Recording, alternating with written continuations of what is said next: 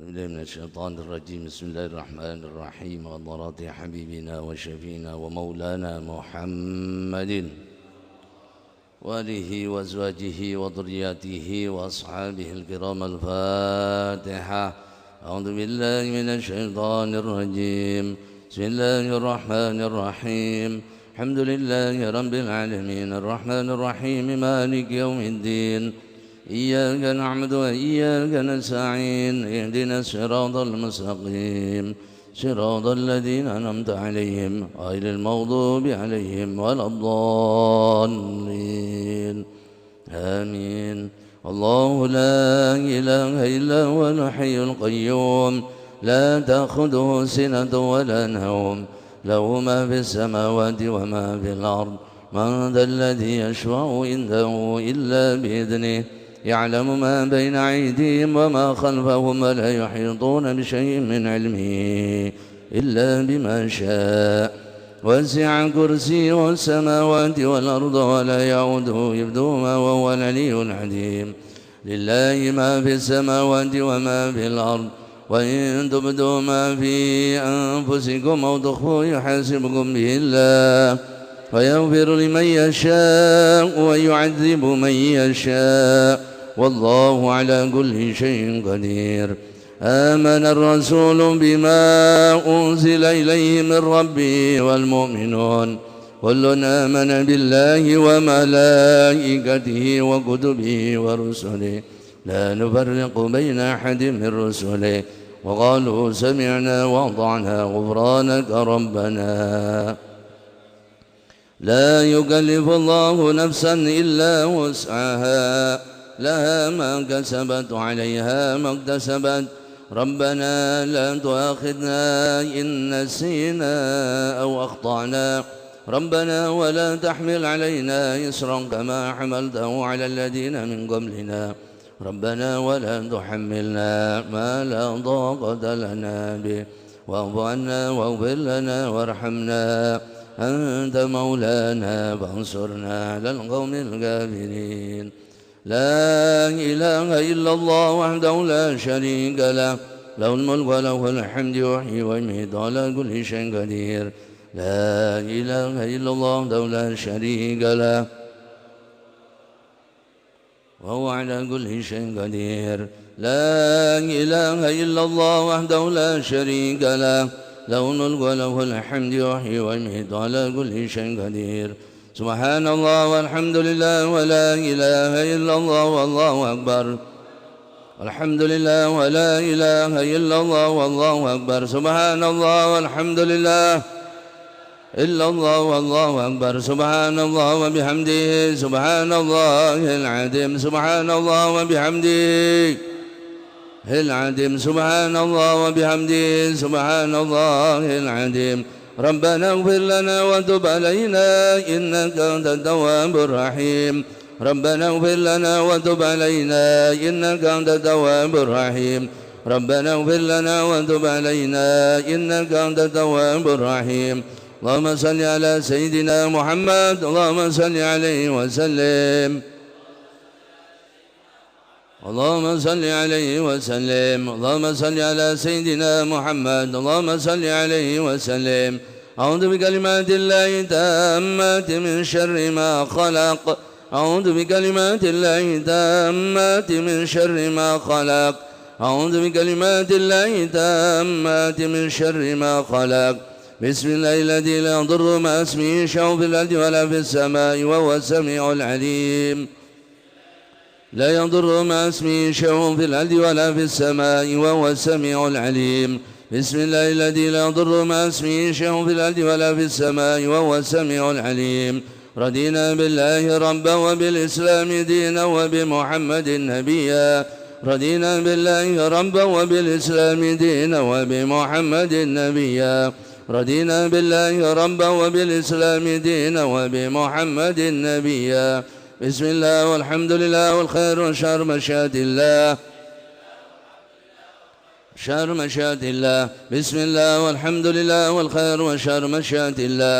آمنا بالله واليوم الآخر. تبنا إلى الله باطنا وظاهرا آمنا بالله واليوم الآخر تبنا إلى الله باطنا وظاهرا آمنا بالله واليوم الآخر تبنا إلى الله باطنا وظاهرا يا ربنا واعف عنا وامه الذي كان منا يا ربنا واعف عنا وامه الذي كان منا يا ربنا واعف عنا وامه الذي كان منا يا ذا الجلال والإكرام أمت على دين الإسلام يا ذا الجلال والإكرام أمت على دين الإسلام يا ذا الجلال والإكرام أمت على دين الإسلام يا ذا الجلال والإكرام أمت على دين الإسلام يا ذا الجلال والإكرام أمت على دين الإسلام يا ذا الجلال والإكرام أمت على دين الإسلام يا ذا الجلال والإكرام أمت على دين الإسلام يا قوي يا متين اكف شر الظالمين يا متين اكف شر الظالمين يا قوي يا متين أصلح الله أمر المسلمين صرف الله شر المؤذين أصلح الله أمر المسلمين صرف الله شر المؤذين أصلح الله أمر المسلمين صرف الله شر المؤذين يا علي يا كبير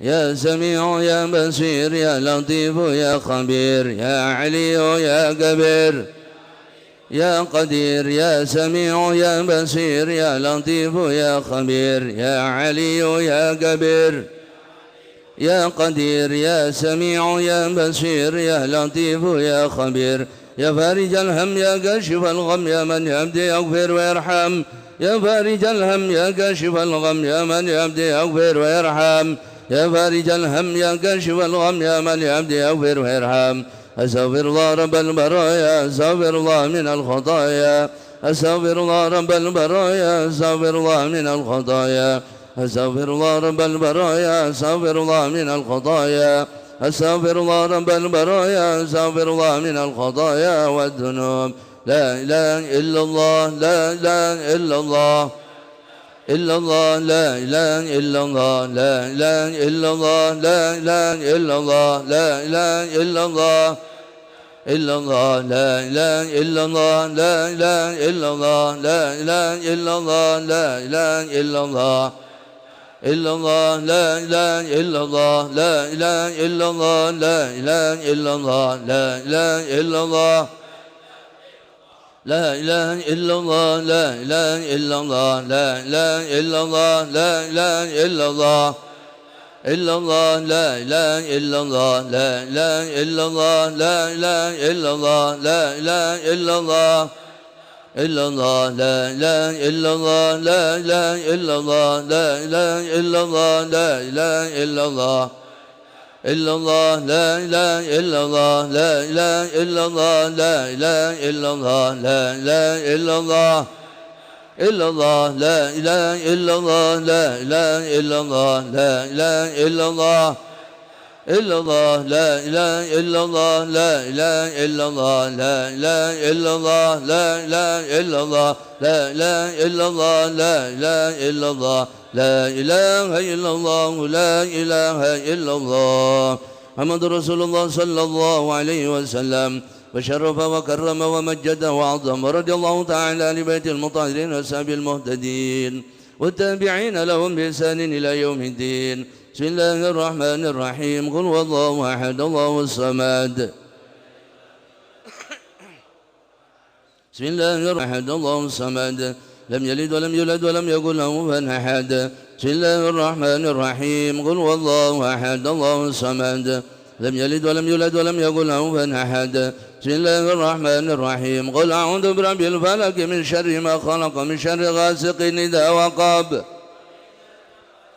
ومن شر حاسد إذا حسد بسم الله الرحمن الرحيم قل أعوذ برب الناس ملك الناس إله الناس من شر الوسواس الخناس صدور الناس من الجنة والنار سيدنا حبيبنا شفينا رسول الله سيدنا محمد بن عبد الله وآله وأزواجه وذريته وأصحابه سيدنا مهاجر الله محمد بن عيسى وصلى وفرعه أن الله يولي درجاته في الجنة كثر مسبات وضر الصلاة ويحفظنا بجاهه وانفعنا بعيد علينا بركاته وصار أنوار علومنا فاتمة ودين والآخرة فاتحة بسم الله الرحمن الرحيم الحمد لله رب العالمين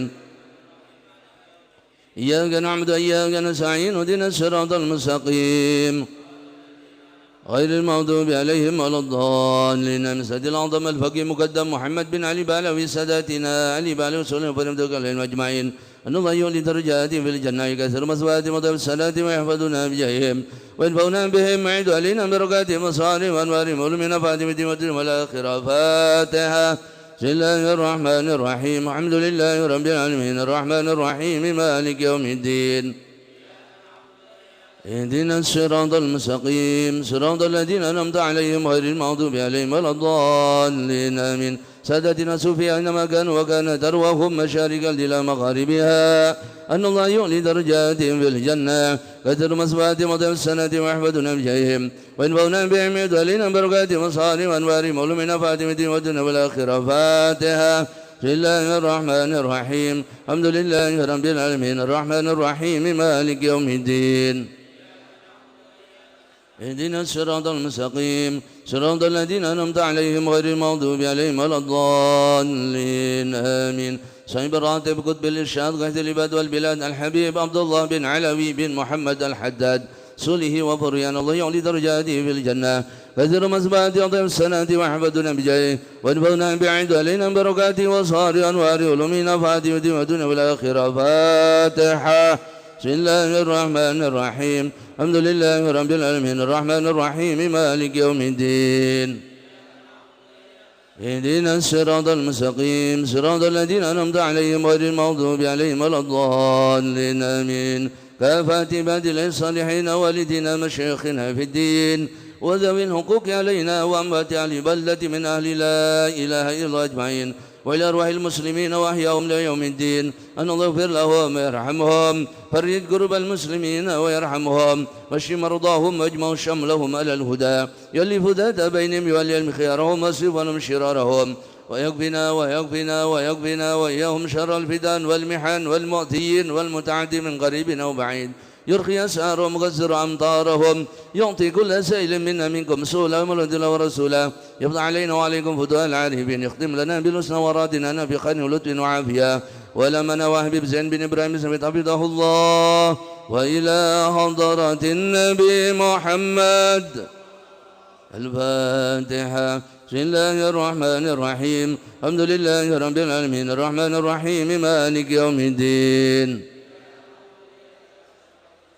صراط الذين أنعمت عليهم غير المغضوب عليهم ولا الضالين آمين. اللهم إنا نسألك رضاك والجنة ونعوذ بك من سخطك والنار. اللهم إنا نسألك رضاك والجنة ونعوذ بك من سخطك والنار. اللهم إنا نسألك رضاك والجنة ونعوذ بك من سخطك والنار. يا لما سر منا لا تأتك استطعنا وعافنا فأنا كلنا حيث كنا. يا لما سر منا لا تأتك استطعنا وعافنا فأنا كلنا حيث كنا. يا لما سر منا لا تأتك استطعنا وعافنا فأنا كلنا حيث كنا. صلى الله سيدنا محمد صلى الله عليه وسلم خيرا صلى الله سيدنا محمد صلى الله عليه وسلم وأهله صلى الله سيدنا محمد صلى الله عليه وسلم خيرا صلى الله سيدنا محمد صلى الله عليه وسلم وأهله صلى الله سيدنا محمد صلى الله عليه وسلم خيرا صلى الله سيدنا محمد صلى الله عليه وسلم وأهله صلى الله سيدنا ونبينا محمد أفضل ما جزى نبيا عن أمته. يا الله بها يا الله بها يا الله يا الله بها يا الله بها يا الله خاتمة يا الله بها يا الله بها يا الله بحسن الخاتمة والقبول. بسم الله الرحمن الرحيم الحمد لله رب العالمين صلى الله على حبيبنا وشفينا ومولانا محمد وعلى آله وصحبه أجمعين. اللهم أكرمنا بنور الفهم واخرجنا من ظلمات الوهم افتح لنا باب رحمتك وانشر علينا حكمتك يا أرحم الراحمين. سبحانك لا علم لنا إلا ما علمتنا إنك أنت العليم الحكيم. sampai قال مصنف رحمه الله تعالى ونفعنا بعلومه في الدارين آمين. وعن حكيم بن معاوية عن أبيه رضي الله عنه قال قلت يا رسول الله ما حق زوج أحدنا عليه قال تطعمها إذا أكلت وتكسوها إذا اكتسيت ولا تضرب الوجه ولا تقبه ولا تحجر إلا في البيت. رواه أحمد وأبو داود والنسائي وابن ماجه وعلق البخاري بعضه وصححه ابن حبان والحاkim. Bapak-bapak dan hadirin rahimakumullah, masih di dalam bab Isratun Nisa, bagaimana bergaul di dalam rumah tangga atau hal-hal yang berkaitan dengan pergaulan di dalam rumah tangga antara suami dan istri. Kita sampai kepada hadis riwayat Sayyidina Hakim bin Muawiyah an abihi radhiyallahu anhu, Muawiyah bin Abi Sufyan radhiyallahu anhu, katibil wahyi, salah seorang dari sahabat Nabi yang menulis wahyu. Qala, beliau mengatakan, qultu ya Rasulullah, Sayyidina Muawiyah pernah bertanya kepada Nabi, ma haqqu zaujin ahadina alaih, apa hak seorang istri kepada salah seorang di antara kami? Apa haknya seorang wanita itu dari suaminya? Ya. Hak suami disebutkan dalam beberapa hadis, ya. Di antaranya adalah idza amarta ta'atka, taat kepada perintah suami. Kita sudah bahas yang beberapa kali pertemuan. Yang pertama adalah ta'atu zaujiha, taat kepada perintah suami. Itu hak suami ditaati oleh istrinya. Apapun perintahnya, selama perintahnya tidak bertentangan dengan perintah agama, maka seorang istri wajib mentaati suaminya. Apapun itu. Ya. Yang kedua, alla takhruj min baiti. Jangan sekali-kali keluar rumah yang kira-kira suami tidak ridha. Istri mana saja pergi dari rumah, suami tidak senang, suami tidak ridha, maka istri yang seperti itu dilaknat oleh Allah, dilaknat oleh malaikat sampai pulang ke rumah. Yang ketiga adalah hendaknya seorang istri itu ya, alla tamna nafsaha, jangan sekali-kali melarang suami untuk menggaulinya atau menyerahkan diri sepenuhnya kepada suami. Nanti ada hadisnya. Yang keempat adalah muasyarah bil ma'ruf, gauli suami dengan baik. Itu kewajiban seorang istri kepada suami atau hak suami dari istrinya. Bahkan tidak diperbolehkan seorang istri itu berpuasa sunnah kecuali dengan izin suami. Jika ada hal yang lebih hebat daripada hak Allah. Dan puasa itu kita beribadah kepada Allah. Akan tapi hak suami itu wajib di atas perkara yang sunnah. Maka dalam hadis dikatakan, jika seorang wanita meninggal kemudian suaminya ridho atas apa yang dilakukan oleh istri kepada suaminya, pelayanannya, baktinya kepada suami selama ini, maka istri yang seperti itu diharamkan oleh Allah dari api neraka. Ya, maka seorang wanita itu paling gampang masuk surga, sekaligus paling mudah masuk neraka. Ya. Hanya tinggal pintu kunci terbesarnya, saya sering katakan ke ibu-ibu, kalau pengen masuk surga gampang. Sholat yang wajib-wajib, syukur-syukur ditambahi yang sunnah. Kalau nggak bisa, yang wajib jangan tinggalkan. Puasa yang wajib-wajib, syukur-syukur ditambahi yang sunnah. Ibadah yang wajib lakukan semua, yang sunnah jangan, yang sunnah kalau bisa kerjakan. Tambahi satu, semua ibadah wajib lakukan. Syukur-syukur ditambahi yang sunnah sekuat sebisanya. Tambahi satu lagi kewajiban besarnya apa? Taatlah, berbaktilah kepada suaminya, maka dibukakan pintu surga 8-8-nya oleh Allah. Ya, kalau itu mudah seorang istri itu. Ya kalau diucapkan ya mudah. Gitu. Tinggal mentaati apapun perintahnya. Di Quran diceritakan seorang wanita yang luar biasa. Siapa namanya? Asiyah binti Muzahim. Punya suami paling brengsek sedunia. Dan sering banyak ibu-ibu mengeluhkan suaminya. Suami saya begini, suami saya begitu, suami saya begitu. Pertanyaannya cuma satu, jelek mana suami ibu sama Fir'aun? Fir'aun itu pernah membunuh 770.000 bayi tanpa dosa. Ibrahim itu Fir'aun itu satu-satunya manusia yang mengaku jadi Tuhan. Tidak pernah ada manusia yang mengaku jadi Tuhan selain Fir'aun. Ana rabbukumul a'la. Tapi sedemikian kurang ajarnya, sedemikian maksiatnya, tidak taatnya kepada Allah, Allah berikan dia seorang istri yang berbakti taat selama tidak bertentangan dengan perintah agama, yang bernama Asiyah binti Muzahim. Maka diceritakan kisahnya di dalam Al-Quran. Luar biasa. Ya. Maka jawabnya gampang. Kalau suami ibu begini-begini, Asiyah sabar dengan suaminya. Kenapa ibu gak sabar? Saya kan pengen masuk surga ya hadiah mahal. Orang suami istri berbakti kepada suami itu pintunya jawab apa? Hadiahnya masuk surga. Kalau masuk surga itu besar, istimewa, kemuliaan di atas kemuliaan yang diberikan oleh Allah. Maka jalannya tidak mudah, Kesampingkan perasaan-perasaan kita yang datang dari syaitan. Ngapain taat sama suami nggak bener kayak begitu. Suami nanti nanggung dosanya di hadapan Allah. Urusan ibu, baktilah kepada suami. Biar suaminya masuk neraka, ibu yang masuk surga. Kan begitu, tinggal ibu liatin dari surga, rasain tuh sekarang. Yang penting ibu berbakti sama suaminya. Enggak usah ngomong kemana-mana, suami saya begini, suami saya begini. Fir'aun tuh paling jelek suami sedunia, istrinya berbakti luar biasa. Ya, maka pengorbanannya besar, sampai dikatakan wanita yang terbaik di dunia, ya. Disebutkan kisah dalam Al-Qur'an. Nah, kebalikannya, apa hak seorang istri dari suaminya? Qala tut'imuha idza akalta. Nabi bersabda, berikan dia makan apabila engkau makan. Wajib seorang suami menafkahi istrinya.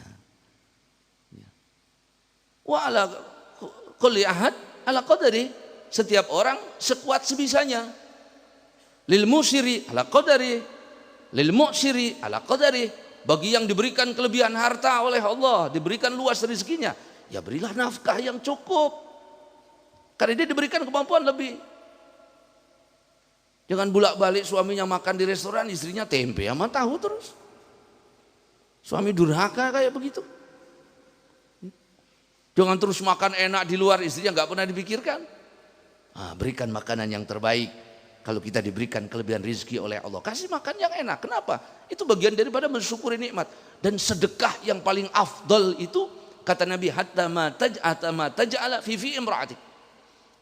Sedekah terbesar itu apa yang kau berikan kepada anak istrimu, itu sedekah tertinggi. Jadi kita ini Pak ngasih uang sama istri buat beli makanan, buat makanan yang enak, itu sedekah tertinggi. Ya, jangan kebalik. Sedekah kemana-mana istrinya diminta merih makannya. Masya Allah ya. Nah itu, berikan dia makan. Kalau suami makan, kalau suaminya tidak mampu, ya ala qadari, seukuran kemampuannya. Ya, kalau dia rezeki memang diberikan kalau tidak mampu, ya seukuran kemampuannya. Dia wajib memberikan nafkah kepada istri. Bahkan bahasa nafkah ini dalam agama dikatakan hari per hari. Harusnya setiap pagi itu Bapak ngasih uang. Ini buat hari ini 10 juta. Besok nih buat hari ini 10 juta. Itu hari per hari kalau bisa. Kalau nggak bisa, saya biasanya sebulan sekali, istri minta sebulan sekali, ya nggak apa-apa. Ya, itu harus, wajib itu menafkahi. Wajib menafkahi. Dan kita bekerja untuk menafkahi anak istri itu menjadi ibadah yang istimewa pahalanya. Wa taksuha idak tasaita, berikan pakaian. Kalau engkau pakai pakaian, wah suaminya bajunya hebat-hebat, 15 juta, 10 juta. Istrinya suruh ngeridit yang 300 ribuan. Berikan baju yang bagus, mah beli baju yang bagus. Kenapa? Saya punya rezeki, beli yang mahal. Kalau nggak punya ya cukup saja sekali 2 kali belikan baju minimal setahun sekali. Kalau aturan agama itu tergantung musim. Musim panas berikan baju pakaian panas, musim dingin berikan musim dingin. Kalau belum punya, ya kalau kita ya minimal setahun sekali lah. Ya, belikan pakaian. Nah, kalau bisanya tiap bulan ya tiap bulan lah. Jangan suaminya bolak-balik beli baju, istrinya tidak pernah beli baju. Ya, berikan pakaian. Ya, nah itu hadirin rahimakumullah, artinya kewajiban memberikan nafkah. Nafkah itu adalah makanan, pakaian, kita sudah bahas, dan juga tempat tinggal. Kewajiban. Ya, jika mampu. Jika tidak mampu, ya kalau istrinya ridho tidak masalah. Kata istrinya nggak apa-apa kita nggak beli baju 10 tahun juga. Ya kalau ridho. Gak apa-apa saya nggak dikasih makan. Kalau suami istrinya ridho, itu kan hak ibu. Kalau ibu ridho, selesai. Tapi kalau ibu nggak ridho, suami dituntut di hadapan Allah. Ya. Nah, kalau suami kita pelit, dulu ada ibu datang, ya Rasulullah suami saya itu pelit. Dia kalau ngasih pas-pasan, padahal duitnya banyak. Kemana-mana dia ngasih orang makan sama orang enak-enak. Tapi kalau ngasih ke keluarganya pelit, boleh nggak saya ambil uang suami saya ya Rasulullah? Kata Nabi, boleh, secukup kebutuhanmu saja. Kalau ibu suaminya pelit ya bongkar aja dompetnya, nggak apa-apa kalau pelit. Orang dia punya kok. Jangan diperbudak oleh dunia. Diberikan nikmat oleh Allah, nikmati. Diberikan rezeki banyak, makan yang enak. Ya. Kan Al-Qur'an bilang, "Kulu minat thayyibat", makan yang enak, tapi banyak bersyukur. Lah kalau kita tidak diberikan keluar rezeki, ya kan ada ayatnya, kulu wala tusrifu, makan jangan berlebihan. Selesai. Jangan ditukar-tukar ayatnya. Yang pas-pasan, kulu minat thayyibat, makan yang enak, seminggu habis gajian. Wala taksuha, belikan pakaian. Wala tadribal wajhi. Nah, kalau terjadi perselisihan, kalau terjadi keributan, tidak boleh memukul wajah. Wajah itu asyraf, anggota yang dohir yang paling mulia itu wajah. Kenapa? Karena taqaul muwajahah itu terjadi untuk berhadap-hadapan, maka muka. Orang mau tangannya benjol tuh nggak kelihatan, Pak. Mau perutnya benjol nggak kelihatan, mukanya benjol kelihatan. Nah, itu jangan sekali-kali memukul wajah. Misalnya berarti diperbolehkan seorang suami memukul istrinya, boleh dalam rangka mendidik. Dulu ada ibu-ibu datang sama Rasul, ya Rasulullah, suami kita kelewatan, kenapa? Sering mukul sama istri. Kata Nabi, laisa bikhiyarikum, yang seperti itu bukan orang yang baik. Besoknya suami diam, semua gak ada yang mukul. Ganti ibu-ibu ngebukin suami. Besoknya bapak-bapak datang demo sama Nabi, ya Rasulullah, gara-gara dulu Nabi ngomong suami gak boleh mukul istri, sekarang istri kita yang gebukin kita ya Rasulullah. Lawan sama kita. Maka Nabi membolehkannya. Satu, tidak boleh memukul wajah. Dua, tidak boleh melecetkan kulit. Kalau bukan wajah pun jangan bikin kulit lecet. Ya, lecet kulitnya. Yang ketiga, jangan mematahkan tulang. Jangan bikin memar. Mukulnya pakai apa? Ujung sapu tangan, ujung sorban. Bukan pakai tangan kosong. Pukul gitu. Pakai ujung sapu tangan. Ini suami sekarang kadang nggak ngaji, mukulnya kayak tinju aja. Kira sak apa istrinya itu? Kayak gebukin maling. Itu pun dengan syarat kalau memukulnya itu ada manfaat. Dalam rangka mendidik. Jika dipukul ini sisanya akan berubah. Akan menjadi baik. Maka pukullah pakai itu. Nabiullah Ayub dalam beberapa riwayat ketika dia bernadar akan memukul istrinya. Ya, maka itu Nabi Ayub mukulnya pakai apa? Rumput diikat pukulin. Ini gagang sapu coba. Suami yang kayak mana? Ya. Bukan orang yang baik yang mukul istrinya tanpa alasan mendidik. Jadi dalam rangka mendidik, boleh. Ada suami nggak pernah marah sama sekali, ya jelek juga. Yang sering marah, ya lebih jelek. Yang bagus, marahnya tuh ada manfaat atau tidaknya. Perlu sekali-kali bapaknya marah ketika istrinya melanggar aturan agama, ketika tidak taat. Ya. Tapi lihat ya bahwa ini adalah perintah Allah, engkau mentaati suami, dan perintah tidak bertentangan dengan agama. Boleh tadribul wajah. Nah, kalau ngaji itu nggak ada suami yang KDART itu. Paling yang ada ya istri yang KDART. Tuh ada bapak-bapak datang ke saya, babak belur Pak, digebukin istrinya. Nangis dia, kenapa digebukin istri? Blow on bapak ini. Ada yang itu ada Pak, ada. Wala tuqabbi, jangan sekali-kali kau jelekkan istrimu. Dasar anu, itu bukan akhlak Nabi, itu hak istri loh, jangan dijelek-jelekin. Kalau istri kita masaknya nggak enak, ya jangan menjelekkan begitu.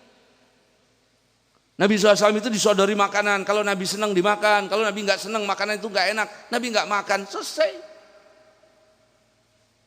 Kita jadi suami istri masak nggak enak, diomelin habis-habisan, dicaci maki masakannya, dicaci maki yang masaknya, ujung-ujungnya dimakan itu makan. Wala tuqabbi, jangan suka, ya. Jadi suami itu yang pandai memuji. Nabi itu begitu, saudari makanan. Ya Rasul, kata Aisyah, saya tahu Nabi senang atau nggak senang makanan yang saya masak. Kalau Nabi diam nggak makan itu, berarti Nabi nggak senang. Saya ambil langsung. Kalau Nabi makan itu, berarti Nabi senang. Nggak marah, nggak melotot.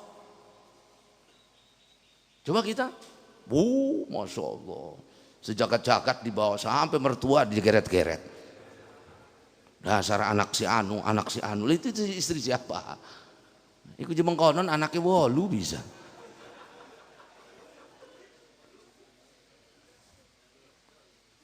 Jangan jelekan istri. Yang muji Pak, Ini merahasia ya, mudah-mudahan ibu nggak dengar ibu-ibu nih. Yang pintar aja muji, ibu-ibu kalau dipuji itu diem mbak. Udah, ya, ini mumpung suaminya nggak ada ngertinya. Nah bisa aja pintar muji, nggak pernah manggil istrinya namanya, terpanggil dengan panggilan yang indah. Ya, kalau kita kan beda suami sekarang. Kalau ada maunya ngomongnya enak, nggak ada maunya marah-marah udzubillah. Panggil panggilan yang indah. Yang orang ini, kita ini perlu berakhlak mulia. Yang paling berhak kita berakhlak mulia kepadanya pasangan kita masing-masing. Bapak sama gurunya sopan, sama temannya baik, sama tetangga baik. Kenapa sama istri nggak baik? Yang lebih berhak tuh kita baik sama istri. Ya, ibu sama temannya baik, sama keluarganya sopan, sama tetangganya sopan, tapi sama suami kenapa nggak sopan? Ndak suami tengul-tengulaken. Suami blow on. Ada yang begitu Pak, nggak tahu hadir apa enggak yang begitu-gitu. Wala tuqabbih, jangan sekali-kali menjelekkan istri. Ada yang kurang-kurang ya, yang pintar muji lah. Suami mau begitu mau cerdas, bohong-bohong dikit nggak apa-apa, jangan banyak-banyak. Bohong itu diperbolehkan diantaranya kalau untuk memuji istri. Insya Allah istri saya itu orang paling cantik sedunia, nggak apa-apa. Paling gemesem rapi, semua bohongnya jelek, ireng, keriting gitu. Pelebah mananya? Ya waktu itu kan bener gak bohong, suami tercantik, dia doang yang ada di rumah, yang lain gak ada. Ya, pandai-pandai muji ya, yang kali-kali lah. Ya. Ketahuan suami yang sering muji atau nggak muji itu. Begitu muji istrinya mesti kaget, jangan-jangan ada maunya ini. Kok nggak biasanya, nggak ada angin, nggak ada hujan. Ya. Wala tuqabbih. Jangan sekali menjelek-jelekan apapun terhadap istri kita, apapun itu, ya, fisiknya, makanannya, pakaiannya, apapun. Bicara dengan bahasa yang baik. Kalau menegur bahasa yang indah. Ya, perempuan itu beda dengan laki-laki. Kita laki-laki ditegur dengan bahasa biasa ngerti. Perempuan itu malah salah ayat. Yang kita bahas kemarin bengkok Pak, bengkok. Dikencengin dikit, pletek, tugel. Usah dimengkonon pekat be kita mah. Gara-gara diingetin doang ngomong begitu. Mah jangan begitu, jadi perempuan yang sopan. Ya udah sih Pak, kalau nggak seneng mah cerain aja. Dibenerin kok jawabnya begitu. Nah itu ibu-ibu tuh.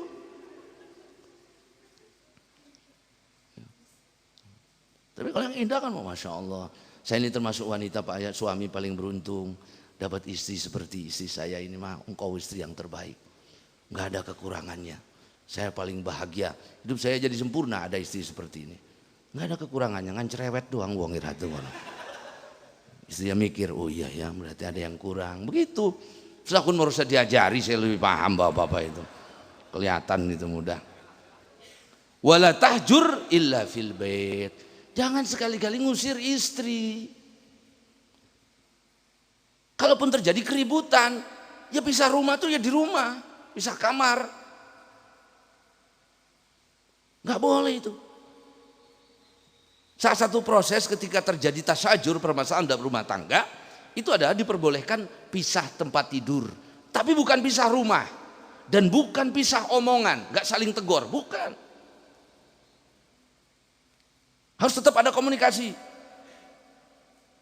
Ini pisah rumah enggak, pisah kamar enggak, tidurnya tetap bareng, tapi orlok ngomong. Menang. Jangan ngomong pakai WA, makan Pak, pakai WA. Masya Allah sekarang ini ya. Ketemu mendiam-diaman. Ya nggak apa-apa, itu juga komunikasi. Nggak boleh. Ya tahjurnya fil bait.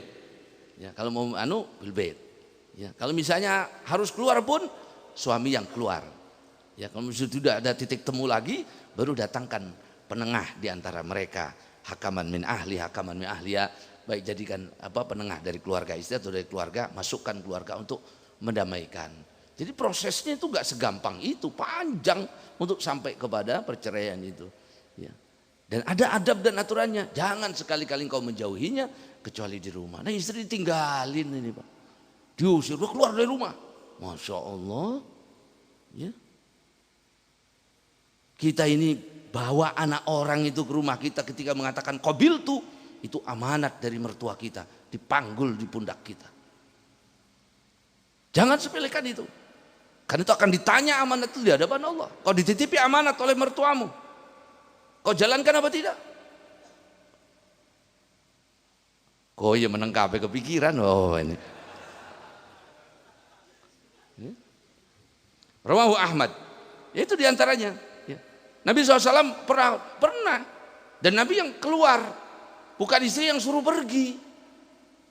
Rumah-rumah saya, mau sana pergi. Enggak ada.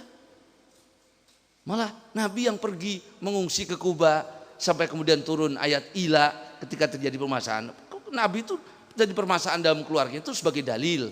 Hikmahnya menjadi turun ayat, turun hukum, turun penyelesaian bagaimana ketika terjadi seperti itu sehingga kita yang jadi umat semuanya sudah ada keteladanannya. Dan Nabi itu nggak pernah lama ribut tuh nggak pernah lebih dari 3 hari. Bahkan yang saya katakan dulu Nabi pernah ada permasalahan dengan Sayyidatina Aisyah. Sayyidatina Aisyah mengangkat suara depan Nabi, datang Sayyidina Abu Bakar memukul Sayyidina Aisyah. Dipegang oleh Nabi tangannya, jangan kau pukul. Saya tidak memanggilmu untuk memukul dia, tapi untuk memberikan nasihat kepada kami berdua. Beberapa menit kemudian mereka udah ketawa-ketawa. Nabi ketawa-ketawa dengan Aisyah. Sayyidina Abu Bakar lewat lagi. Ya Allah, kata Sayyidina Aisyah. Kata Sayyidina Abu Bakar, masukkan saya ke dalam candaan kalian, kebahagiaan kalian, tertawa kalian, sebagaimana kalian memasukkan saya dalam keributan kalian. Cepat sekali. Ini suami istri kok rewawuhan, kan aneh, Pak. Rawahu Ahmad wa Abu Dawud wa Nasa'i, ya.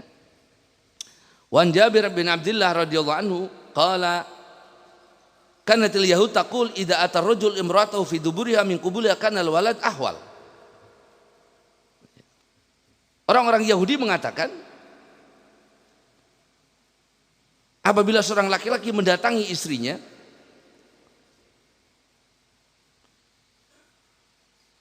dari duburnya tapi pada kemaluannya, maka nanti anak yang lahir itu adalah ahwal. Ahwal itu idiot, Pak. Apa? Juling bisa, tapi kalau ahwal maksudnya ada anak itu ya ada yang nggak sempurna lah, entah di akalnya, entah di fisiknya. Itu ucapan orang Yahudi. Fanazalat nisaukum harsul lakum fa'tu harsakum annasyatum. Boleh. Mau dari arah manapun asal di ladangnya. Ya begitu silahkan. Mau yang nyangkulnya itu karena istri itu adalah ladangnya seorang suami, mau nyangkulnya duduk berdiri ya terserah itu malah. Yang penting di situ aja gitu.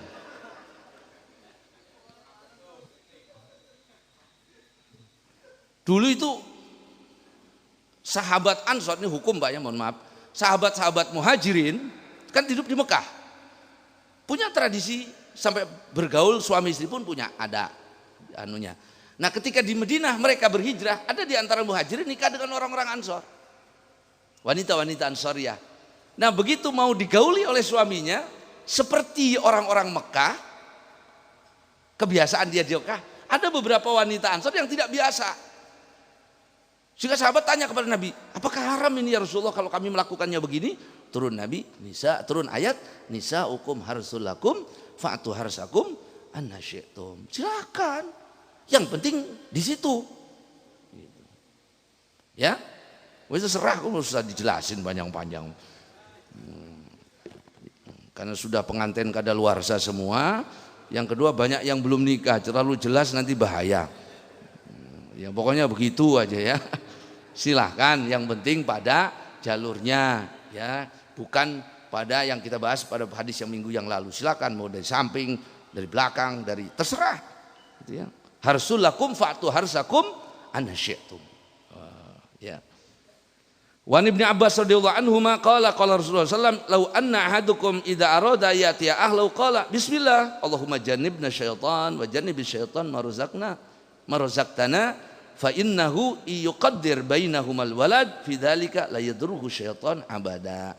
Hadis riwayat dari Sayyidina Abdullah bin radhiyallahu anhu, Nabi SAW mengajarkan kita apabila salah seorang mau mendatangi istrinya, adabnya bacalah doa. Doanya bagaimana ya Rasulullah? Bismillah. Allahumma jannibna syaitan wa jannibish syaitan ala ma razaqtana. Jangan Allahumma barik lana fi ma razaqtana. Begitu ditanya, wong itu doang yang hafal. Ya, ada betul. Yang afdal punya wudu, ya berwudu dulu. Jadi bapak-bapak lah kapan pragati, wudu dulu. Kemudian juga menutup aurat, diawali dengan mukaddimahnya. Apa mukaddimahnya Rasulullah? Qiblah kata Nabi ya. Ada mukaddimah, jangan main gerada geruduk. Ya. Bacalah doa, ya karena setiap kita itu ada setan, ada posisi setan. Setiap manusia itu di hatinya ada tempat untuk setan. Maka kalau kita nggak baca doa, ya setannya ikut, maka anak kita kelakuannya kayak setan. Ya, semua manusia itu punya tempat untuk setan. Yang nggak kena itu cuma Maryam binti Imran sama Nabi Isa dan para nabi dan rasul yang lain. Ya, kenapa? Karena Maryam binti Imran doain oleh bapaknya. Inna idzuha wa dzurriyyataha. Ya Allah, saya mohon perlindungan kepadamu untuk anak saya ini supaya tidak diganggu oleh setan. Maka nggak ada tempatnya untuk setan Maryam ini. Dzurriyyataha Nabi Isa dan semua nabi dan rasul. Tapi kelas kita ada setannya. Lammatun lil malak wa lammatun lisyaitan dalam hadis. Ada tempat untuk setan, ada tempat untuk malaikat. Makanya kadang-kadang kan kita di hati itu terus perlawanan, Pak. Ya. Mau ngaji aja mikirnya 70 kali, ngaji enggak. Ya. Nah, itu memang antara setan dan malaikat. Seperti itu. Ya. Nah, ketika kita selalu berzikir, mau makan baca doa. Ya. Barang siapa yang ketika mau makan itu baca bismillah, maka setan tidak bisa ikut makan bersama kita. Kalau lupa bismillahnya, baca bismillahnya di akhir. Bismillah fi awalihi wa akhirihi. Ketika baca bismillah fi awalihi wa akhirihi, itu setan yang tadinya ikut makan dimuntahkan lagi. Nanti kerjaan banyak kok setan itu. Biar ikut makan ujungnya suruh muntahin lagi. Suatu saat ada setan yang ditugaskan untuk mendiami hati manusia, ya, yang punya tugas mendiami hati manusia itu ketemu. Yang satu ngawal orang muslim, yang satu ngawal orang kafir. Yang orang muslim ini kurus, yang ngawal orang kafir gede besar.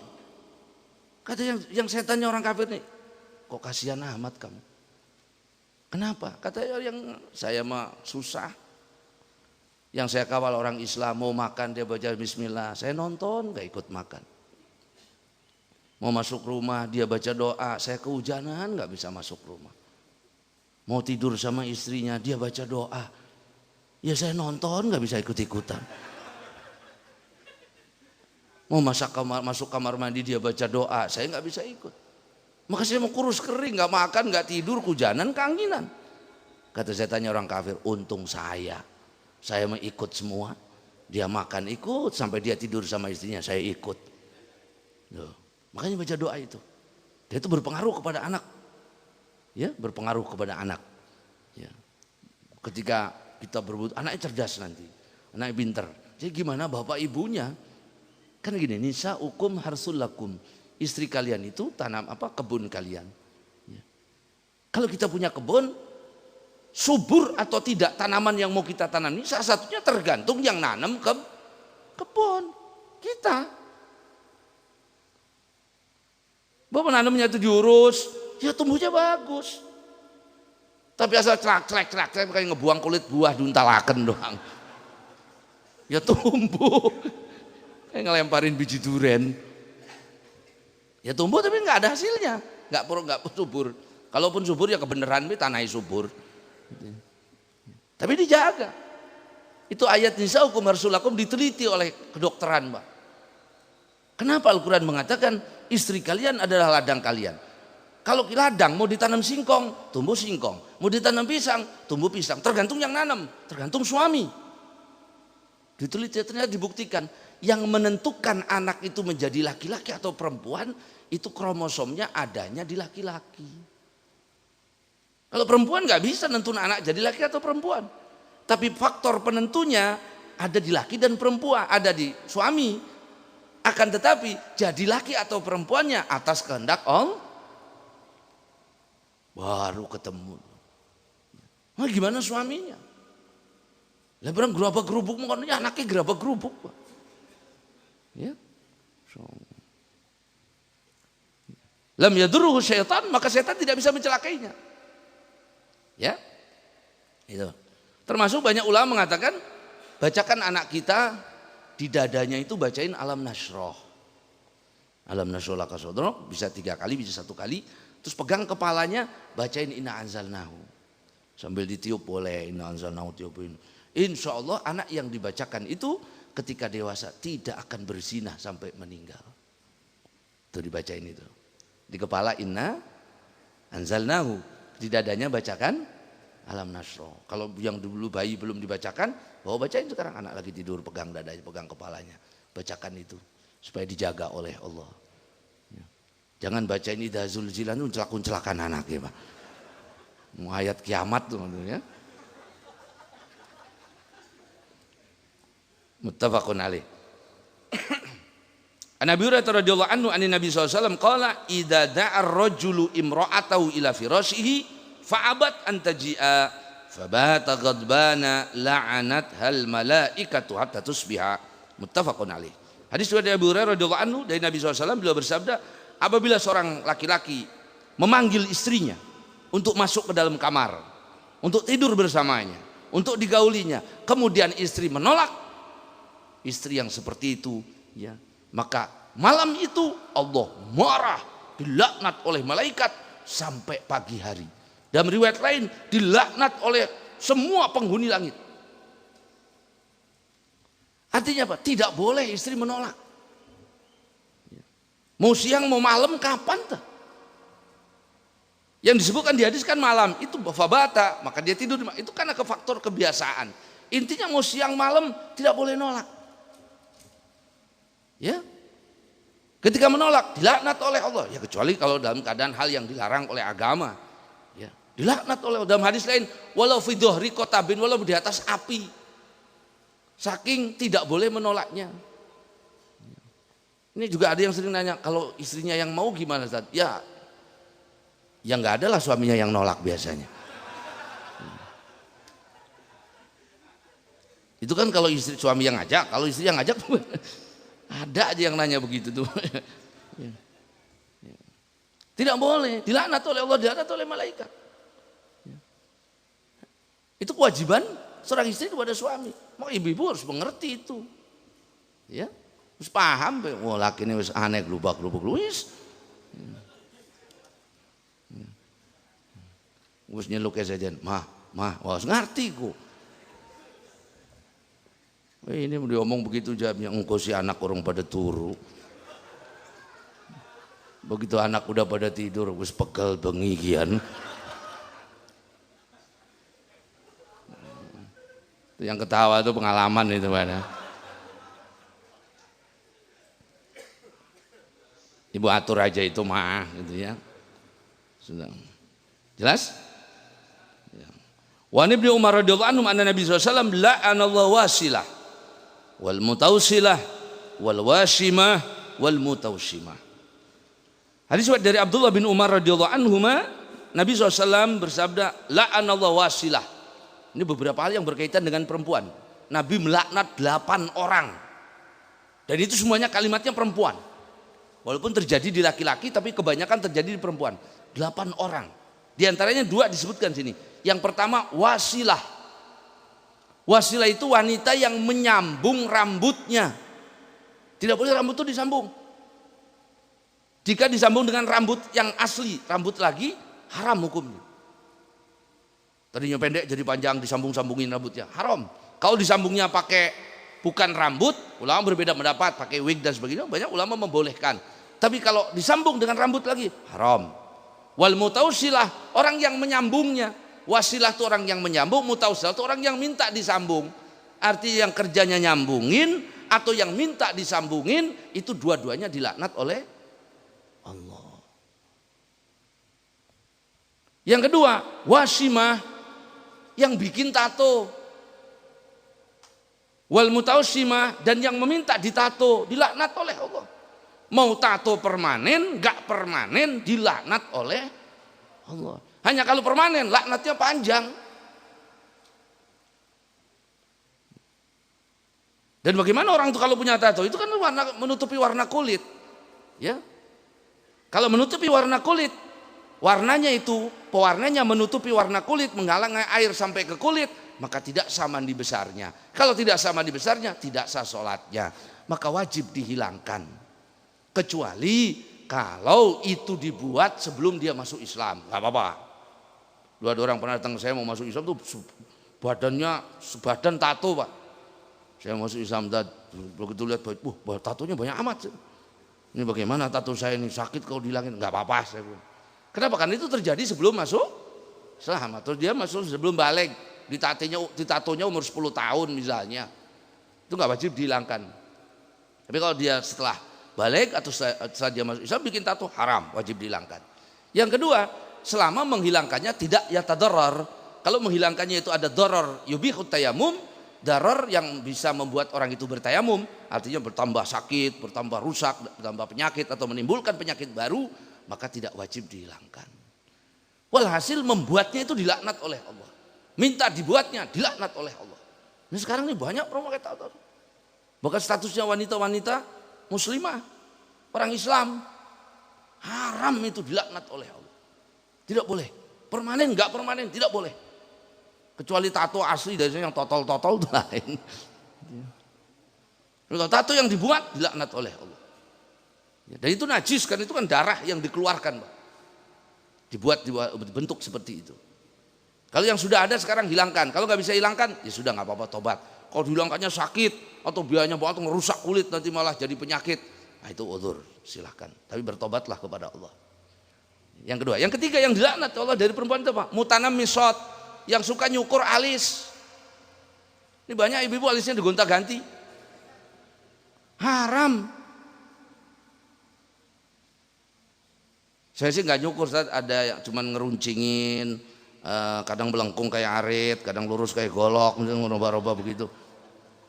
Itu boleh apa enggak digunakan? Ada ulama yang tidak bolehkan juga, ya. Karena masuk kepada mutanamisat tadi, yang mencukur alisnya atau minta dicukur alisnya, haram. Yang keempat, mutafallijat. Mutafallijat itu yang dilaknat perempuan yang merenggangkan, merapatkan giginya untuk kecantikan. Nah sekarang banyak ini yang gigit kawat itu. Itu boleh apa enggak? Kalau tujuannya kesehatan boleh. Ini kalau begini bapak ngomongnya enggak akan fasih. Ini harus dilurusin, diikat pakai kawat. Silakan. Tapi kalau tujuannya kecantikan, lil husn, lil jamal. Udah begitu aja udah bagus, kenapa dirubah-rubah? Mutafallijat. Zaman dulu tuh di ketrok-ketrok supaya lurus. Ya, sekarang model lebih canggih lagi. Kalau tujuannya kecantikan tidak boleh, kecuali memang mengganggu. Ya, atau misalnya kalau gigimu seperti itu sekian tahun nanti akan rontok semua. Kenapa? Karena bakterinya bercampur-campur, nggak bisa bersih, sehingga harus disusun lagi giginya. Silakan. Nah sekarang banyak. Kemudian berapa tuh? 4. Yang kelima, musyawirat, tukang patung, tukang foto,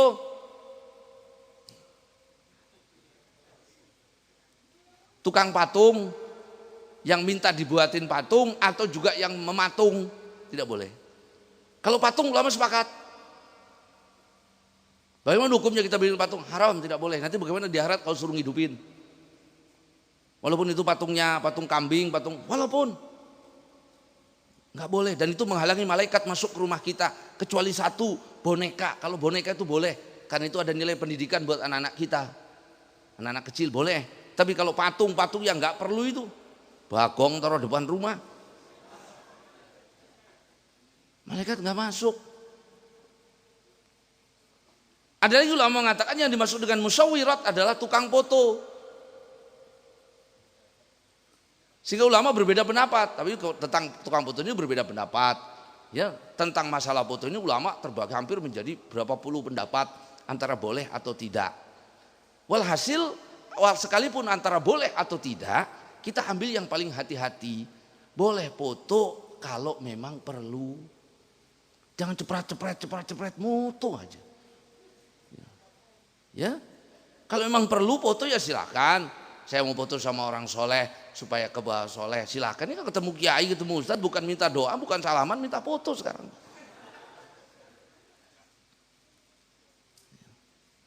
Ya, ya boleh-boleh saja, tapi jangan berlebihan. Ya. Jangan jadi hobi. Yang kedua, tidak semua foto tuh boleh diperlihatkan ke orang banyak. Mohon maaf Bapak Ibu kadang-kadang majang foto, Bapak mau majang foto istrinya, anak perempuannya di ruang tamu, sementara ruang tamu itu yang masuk siapa saja, tamu kita. Foto lagi di pantai bareng-bareng, difoto, ditempel di tembok, istrinya pakai celana pendek kan nutup aurat, dosa. Tamu itu kan yang masuk gak semua sama, gak semua hatinya benar. Ya. Wah Ustadz suudon, husnudon aja sih. Ini bukan masalah suudon. Emang aturannya begitu. Kalau mau foto keluarga tempelnya di ruang keluarga. Ya. Mau segede apa kayak silakan. Karena yang ngelihat keluarga. Tapi kalau foto yang memperlihatkan aurat, hal yang tidak boleh dilihatkan, dipajang di ruang tamu di semua orang. Hah? Apalagi yang suka majang di medsos, dayus. Suami-suami yang suka majang foto istrinya, kalau pakai aurat silakan, menutup aurat pun itu masih ulama memperdebatkan, apalagi yang tidak menutup aurat. Ya apalagi kalau ibu-ibu yang majang sendiri fotonya. Ini fotoku masih SMA loh, ngapain? Oh sekarang udah nenek-nenek kok.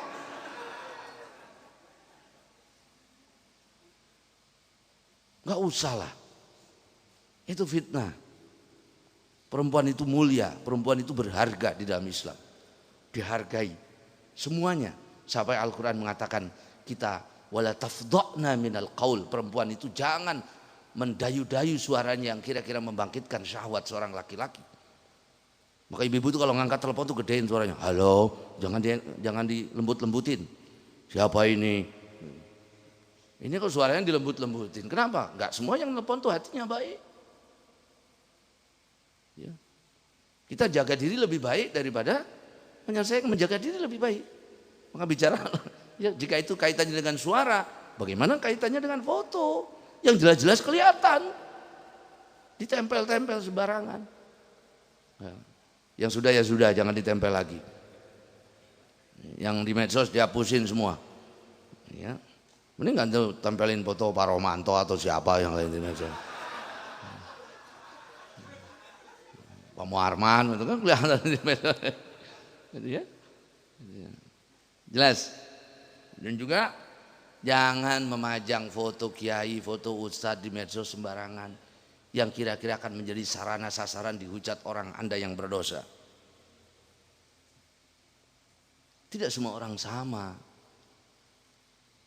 Kalau namanya menghujat, ada orang yang menghujat, mencaci maki, tidak semua senang. Yang salah siapa? Yang memajang. Wong dia yang hujat gara-gara ngelihat foto itu kok. Kalau nggak dia hujat, kalau nggak ngelihat foto nggak menghujat. Nabi kan mengatakan, jangan kau caci maki bapak ibumu. Loh, bagaimana ya Rasulullah? Siapa yang mencaci maki bapak ibunya? Kau caci maki bapak ibu orang lain itu nanti mencaci maki bapak ibumu. Jadi engkau yang menyebabkan dia mencaci maki bapak ibumu. Ya sama. Kita juga demikian. Kalau niatnya baik, ya menyampaikan atau nasihat atau apa, ya silakan dakwah daripada silakan niatnya baik. Tapi juga perlu dipertimbangkan. Jangan masuk kepada wilayah-wilayah tuhmah yang kemudian menjadi sasaran saling hujat satu sama lain apa berkaitan dengan para ulama-ulama, kita tidak boleh. Udah biarkan saja yang suka majang foto ulama yang dihujat orang, kita jangan ikut-ikutan. Dan kita juga tidak dibenarkan, jangankan menghujat ulama, menghujatkan sama muslim aja tidak boleh. Apalagi menghujat lahmul ulama masmum, dagingnya para ulama itu beracun. Anda tidak setuju, Anda tidak senang, silahkan, jangan menghujat. Dagingnya mereka beracun. Sekali Anda menghujat mereka, siap-siap kena racunnya. Kita diajarkan berbaik sangka kepada semua ulama, kepada semua manusia, apalagi kepada para ulama. Sudah baik sangka sajalah. Ya. Karena tidak sama antara zahir dan batin yang itu yang dipajang, yang diberitakan dengan aslinya kadang-kadang jauh berbeda, kadang-kadang tidak sama. Kenapa tidak dulu kan husnudzon? Hujat, mencaci maki. Masya Allah ulama kita jadi bahan keributan di medsos. Naudzubillah. Siapa penyebab awalnya? Anda. Apalagi Anda yang sengaja, lihatlah ustadz ini supaya dihujat orang. Maka Anda menyebabkan orang mencaci maki para ulama, maka Anda yang bertanggung jawab di hadapan Allah di akhirat. Di dunia siap-siap kena balaknya. Ya. Dagingnya ulama itu beracun jangan main-main. Ya. Siapapun yang menggigit mereka kena racunnya. Menggigit itu bagaimana? Yang menceritakan kejelekan mereka, menggunjingkan mereka, kena racunnya. Kalau daging yang lain belum tentu beracun, ini beracun, Pak. Saya mana tadi? Hah? Siapa? Mutasyabihat. Kemudian laki-laki yang menyerupai perempuan. Perempuan yang menyerupai. Nah sekarang. Ya Allah, kebalik. Perempuan menyerupai laki-laki, laki-laki menyerupai perempuan. Perempuan itu tertutup auratnya. Itu kan pakai aturannya. Ya. Maka perempuan pakai hijab. Sekarang Masya Allah ya, sudah kebalik. Maka segala sesuatu yang tujuannya menyerupai tidak boleh. Bapak lomba 17 Agustus pakai daster tujuannya supaya ketawa. Itu kan pakaian perempuan, menyerupai perempuan. Tidak boleh. Ya. Atau ibu-ibu dandan kayak laki-laki menyerupai laki-laki. Tidak boleh. Tidak boleh, masing-masing sudah ada posisinya masing-masing. Udah berapa tadi? 2 lagi menyusul. Ya. Ya. Apa itu? Mutanamisat, mutafallijat, ya. Mutasyabbihat, ada 8 orang wanita yang dilaknat. Nanti ada hadisnya di sini. Wan Judamah binti Wahb bin radhiyallahu anhu maqala hadartu Rasulullah sallallahu alaihi wasallam fi unasin wa huwa yaqul laqad hamamtu an anha anil ghilah fa nadartu fi Rum wa Faris fa idahum yaghiluna auladahum fala yadurru dzalika auladahum syai'a thumma sa'aluhu anil azl qala Rasulullah sallallahu alaihi wasallam dalikal wad'ul khafi, ya, khafiyun, rawahu Muslim. Dari Judamah binti Wahbin radhiyallahu anhuma, qalat, dia mengatakan saya hadir di majelis Nabi, hadartu Rasulullah SAW. Artinya apa? Ibu-ibu itu zaman dulu ngaji. Hadartu Rasulullah, saya hadir di majelisnya Nabi. Ini kan Judamah, ini perempuan, bahwa mereka hadir di pengajian.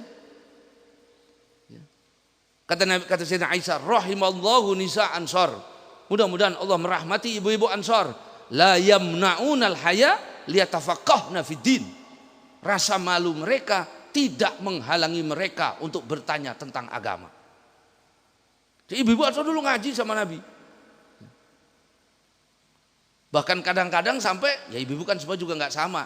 Ada seorang ibu datang sama Nabi, ya Rasulullah, seorang wanita itu dikatakan headnya bersih itu kapan ya Rasulullah? Kata Nabi, kalau seputih kapas ini. Maksudnya apa ya Rasulullah? Dipanggil Aisyah, sini bu, saya yang jelasin. Itu merusakin sama perempuan. Maksudnya seputih kapas ini jika sudah tidak ada darahnya lagi, ya seperti kapas itu bersihnya. Rupanya ibu itu gak paham. Kata Aisyah, sini saya yang jelasin. Artinya apa? Mereka datang bertanya tentang urusan agama mereka kepada maka urusan agama ini gak cukup laki perempuan, semuanya harus belajar. Semua harus mengerti. Seorang wanita tidak boleh keluar rumah tanpa izin suaminya kecuali dalam satu masalah saja boleh. Apa? Ketika seorang istri keluar untuk hadir pengajian, kalau suaminya tidak ngajarin, itu diperbolehkan. Tapi cuma ngaji doang, jangan baliknya nyangkut ngebasuh kemana-mana. Izinnya keluarnya ngaji, kalau ngaji kan boleh, suami nggak tahu nggak apa-apa lah mau ngaji. Tapi pulangnya keliling nge-mall kemana-mana. Nah itu dosa juga, yang dibolehkan ngajinya, ya ketika suaminya tidak mengajarkan. Nah kemudian ya fi unasin, dia melihat Nabi hadir di orang banyak menyampaikan pengajian, artinya Judamah ini bisa mendengar, bisa melihat atau bisa hadir tempat itu, ya. Laqad hamamtu an anha anil ghilah. Saya tadinya mau melarang kalian ghilah. Apa terjemahnya ghilah itu? Apa? Ya. Jadi di sini ada 2 terjemahan. Yang pertama ghilah itu adalah menggauli istrinya dalam keadaan menyusui. Artinya lagi punya anak digauli, otomatis kan nanti hamil. Mana yang kedua adalah menyusui dalam keadaan hamil. Nah, saya tadi mau melarang itu, artinya apa? Kalau memang belum disapih jangan hamil dulu. Kalau memang lagi hamil jangan menyusui. Karena air susu ini milik bayi yang ada di perut, bukan lagi bayi yang lahir tersebut. Itu kan berdasarkan kedokteran begitu, karena tidak boleh kita menyusui kalau lagi hamil, tidak boleh menyusui anak, nanti anaknya sakit. Kenapa? Karena susunya racun itu sudah nggak untuk layak untuk bayi, karena sudah menjadi milik bayi yang di perut itu lagi dikandung oleh ibunya. Tapi Nabi tidak melarang, karena orang Persia, orang Roma melakukan itu. Artinya boleh saja secara hukum. Dia hanya lihat manfaat madaratnya saja. Ya, misalnya masih punya bayi 8 bulan, ibunya udah ngisi lagi. Tunji itu setahun siji. Nyambung terus anaknya, itu ya nggak apa-apa. Produktif itu. Ya, kayak kalau orang kampung bilang kayak wong nyitak batu. Belum kering dintas terus. Ada orang nyitak ya nggak apa-apa. Ya. Boleh. Kemudian Nabi SAW ditanya tentang azal. Apa sih azal itu? Azal itu mengeluarkan sperma di luar rahim. Artinya ketika seorang laki-laki menggauli istrinya, begitu mau keluar spermanya, dikeluarkannya di luar. Untuk menghindari hamil.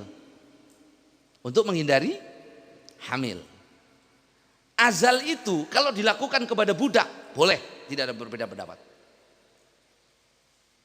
Kalau dilakukan kepada wanita merdeka, artinya istrinya, ya, untuk menghindari hamil, supaya tidak hamil, akhirnya spermanya dikeluarkannya di luar, bukan di dalam rahim istrinya. Ya. Bagaimana hukumnya? Ulama mengatakan makruh. Ada yang mengatakan makruh, ada yang mengatakan khilaful. Nah, diantaranya hadis ini, faqala Rasulullah mengatakan, dzalikal wad'u khafi. Ya Rasulullah, azal itu hukumnya bagaimana? Saya ini kalau bergauli istri saya, spermanya saya keluarkan di luar supaya istri saya tidak hamil. Kata Nabi, itu wad'ul khafi, itu mengubur anak pelan-pelan. Artinya dianggap membunuh anak. Ini hadis yang pertama. Nanti dulu ada hadis berikutnya. Ya. Berdasarkan hadis ini mengatakan haram. Ya. Tapi ulama mengatakan itu makruh. Kenapa? An-Nabi Sa'id Al-Khudri radhiyallahu anhu anna rajulan qala ya Rasulullah inna li jariyatan wa ana a'zilu anha wa ana akrahu an tahmila wa ana uridu ma yuridu rijal. Ya Rasulullah, saya ini punya seorang budak. Dan saya a'zilu anha. Saya kalau bergauli budak saya perempuan ini, saya mengeluarkan spermanya di luar karena saya nggak mau dia hamil. Ya. Wa innal yahud tahaddas, dan orang-orang Yahudi mengatakan annal azla mau'udatus sughra, bahwa orang yang mengeluarkan sperma di luar rahim itu sama dengan mengubur anaknya secara pelan-pelan. Ya. Kan mau'udatu itu kan pekerjaan orang jahiliyah dulu.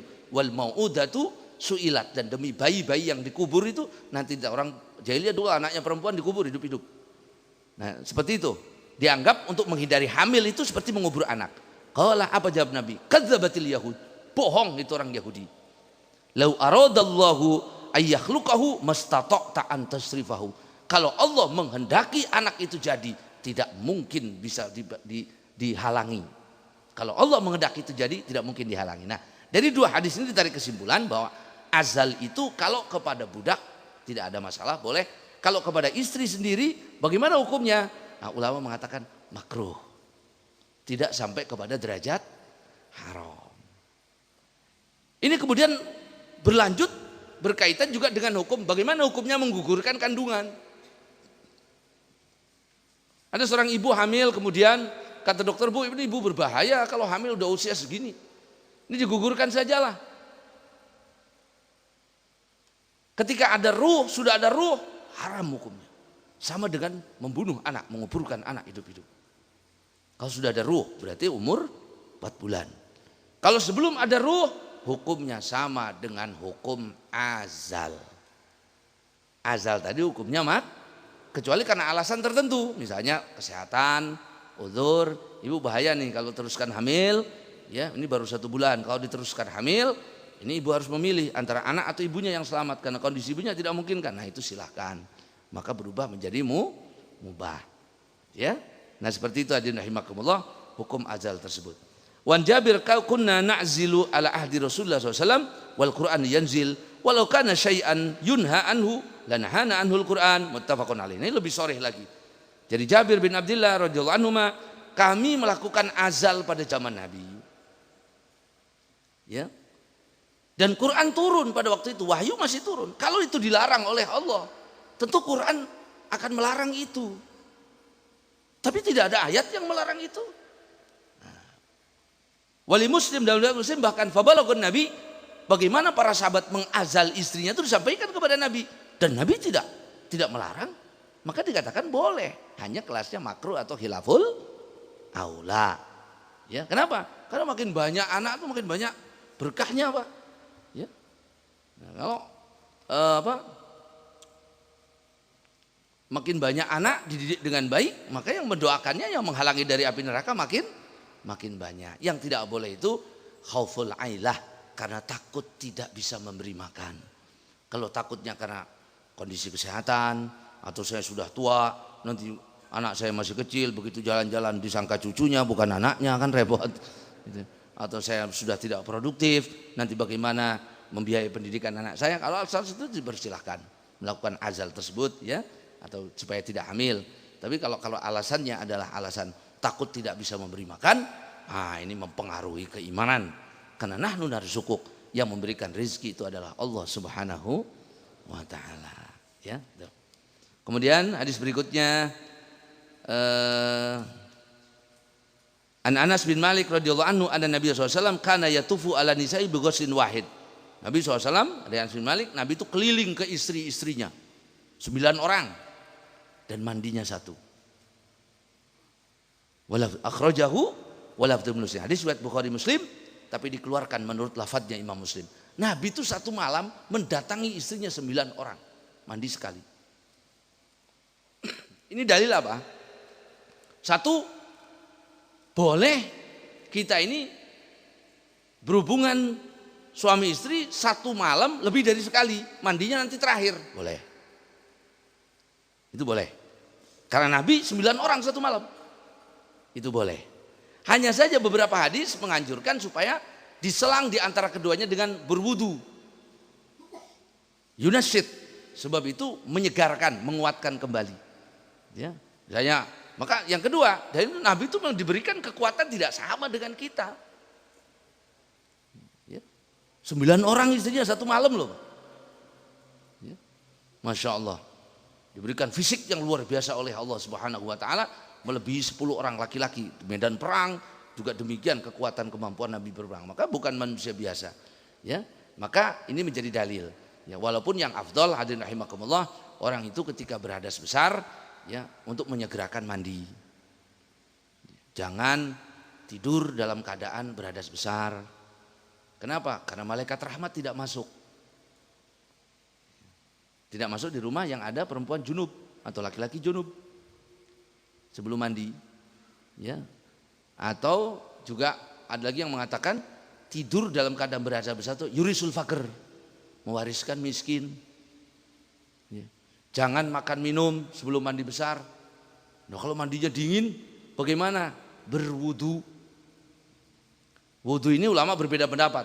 Yang paling benar adalah mengatakan bahwa yang dimaksud wudu itu adalah wudu seperti sholat. Mau bapak nih mau mandi dingin lah, wudu dulu, tidur. Wudu dulu, makan. Jangan dalam keadaan berhadas besar. Ya, baru nanti mandinya misalnya pagi hari atau sebelum subuh. Ya, silakan, tapi berwudu dulu kalau mau tidur, mau makan, atau mau nambah misalnya begitu. Nambah makan. Berwudu dulu. Seperti itu ya, karena yunasyid untuk banyak hikmah. Ya, ketika orang itu makanya berhadas besar itu hindari dengan wudu. Bahkan ulama mengatakan kalau dia nggak bisa wudu, bagaimana wudu? Wong cuaca dingin, mandi nggak sanggup apa? Ya wudu juga nggak sanggup. Bertayamumlah, jangan sampai tidur dalam keadaan berhadas. Tayamum tinggal di tembok, tidur. Sehingga hadasnya itu tidak terlalu berat, sehingga menghalangi malaikat rahmat masuk ke dalam rumah kita. Ya. Nah, itulah hadirin rahimakumullah, ya, beberapa hadis yang berkaitan dengan muasyarah, bagaimana berhubungan di dalam berumah tangga. Ada yang tanyakan? Silakan. Ada ya. Assalamualaikum warahmatullahi wabarakatuh. Waalaikumsalam. Mengenai Fir'aun itu tadi, bahwa Fir'aun itu adalah laki-laki yang paling brengsek, tapi mempunyai istri yang taat. Bagaimana hubungannya dengan dalil yang menyatakan bahwa laki-laki baik untuk perempuan baik atau sebaliknya? Demikian, assalamualaikum. Babul aglab, biasanya wanita yang baik untuk seorang laki-laki yang baik. Laki-laki yang soleh, istrinya solehah. Biasanya. Tapi ada yang tidak aghlab, ada yang tidak biasa. Ya itu bukan berarti membatalkan ayat. Nah, ya, bagaimana? Katanya as-salihat lis-salihin, ya, al-qanitat lil-qanitin. Wanita yang taat untuk laki-laki yang taat. Nah, ini Asiyah kok sama Firaun di luar kebiasaan. Sesuatu itu ada pengecualiannya. Ya, itu di luar kebiasaan. Dan itu hak Allah. Walaupun secara umumnya ketika suaminya baik, maka istrinya baik. Ketika istrinya solehah, maka suaminya juga baik. Gitu ya. Seperti itu umumnya. Ada yang terjadi tidak umum. Ya memang ya itu.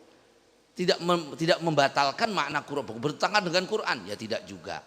Ya, itu kan Quran berbicara secara umum atau kebanyakan. Berarti kalau kebanyakan tuh ada yang tidak masuk kebanyakan. Gitu ya. Ada yang tidak masuk kebanyakan ya ada. Ya, naudzubillah. Ya, bahkan sekarang Masya Allah ya ada wanita muslimah, istrinya suaminya non muslim, nah itu lebih parah lagi, naudzubillah ya. Maka kebanyakan dan berusahalah kita untuk mengimbangi seperti itu. Kalau misalnya suami ibu sering bangun malam, ya suami juga harus membangunkan istrinya supaya sering bangun malam, sehingga kemudian sholihin, qanitin lil qanitat, yang taat laki-laki untuk wanita yang taat. Ada lagi? Silakan.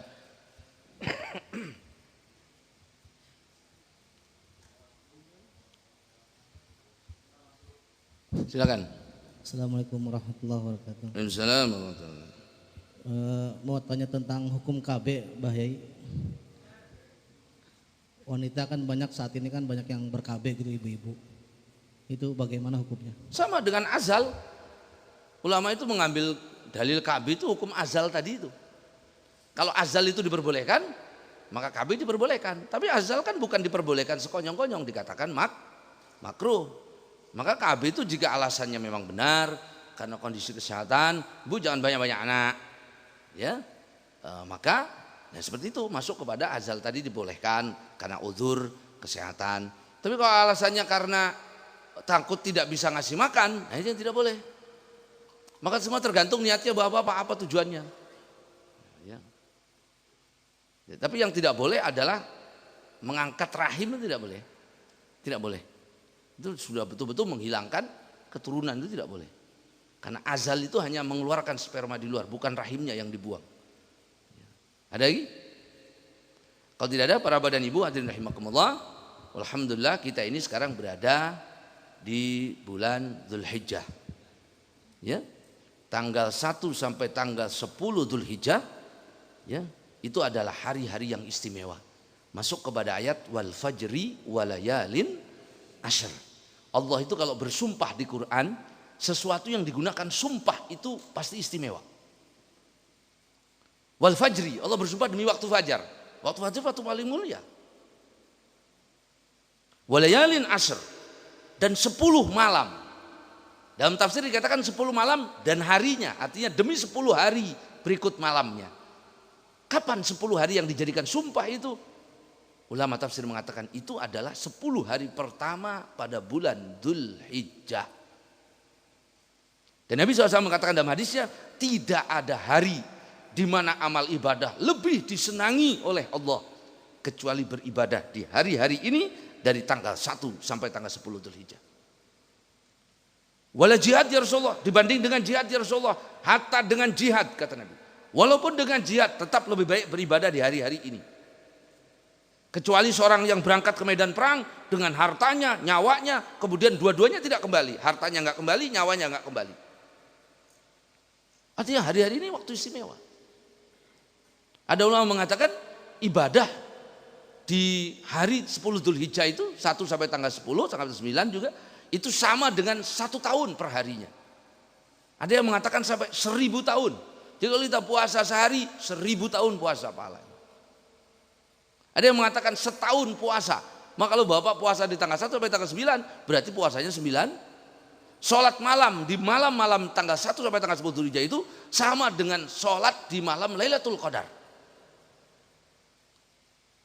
Ngaji di tanggal 1 sampai tanggal 9 itu berarti pahalanya 1000 kali lipat ngaji di bulan lain. Hanya bulan istimewa. Gunakan kesempatan ini untuk memperbanyak min salatin wa syamin sadaqatin wa dzikrin wa tilawatin, baik itu dari salat, baik itu dari baca Quran, baik itu dari puasa, baik itu dari berzikir, perbanyak dan hindari segala sesuatu yang menghalangi rahmatnya Allah. Seperti apa? Permusuhan antar sesama kita, hilangkan di bulan ini. Jangan mancing-mancing keributan. Berarti kalau setelah Idul Adha boleh, ya jangan juga. Ya, bertobat. Istri yang durhaka sama suami, minta maaf. Kita berada di hari-hari yang istimewa. Anak yang durhaka sama orang tua, minta maaf. Jika tidak, Allah tidak akan membiarkan, tidak akan memberikan kita kebaikan yang Allah turunkan di hari-hari yang mulia ini. Berusaha semuanya menggapai kemuliaan. Kenapa? Karena kesempatan itu Allah berikan tidak kepada semua orang. Ya, hari ini kita berada di bulan Dzulhijjah itu, belum tentu kita berada di bulan Dzulhijjah lagi. Dan tidak semua orang bisa ketemu Dzulhijjah itu. Ya, maka itu manfaatkan sebaik-baiknya, terutama sekali pada tanggal 9 Dzulhijjah. Puasa tanggal 9 Dzulhijjah itu membersihkan dosa setahun yang lalu, setahun yang akan datang. Maka hari yang paling afdol dalam setahun itu adalah hari Arafah. Hari Arafah. Tanggal berapa? 9 Dzulhijjah. Maka tadi apa semua? Sehari sebelum Idul Adha. Ya. Ya kalau Bapak nggak bisa puasa 9 hari ya puasalah tanggal 8 tambah 9. Waduh nggak bisa. Ya tanggal 9 sajalah kalau nggak bisa. Ya nggak bisa. Terus bisanya apa?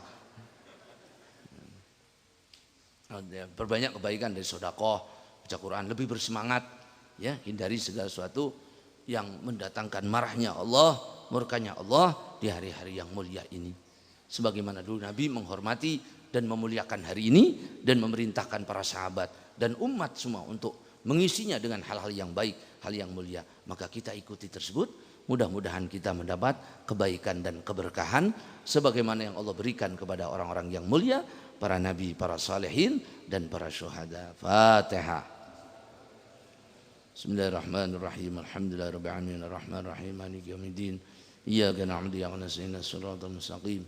Shiratal ladzina an'amta 'alaihim ghairil maghdubi 'alaihim. Allahumma shalli sayyidina Muhammadin fil awwalin wal akhirin barik wa sallim ala sadatina sabir rasulillah ajma'in.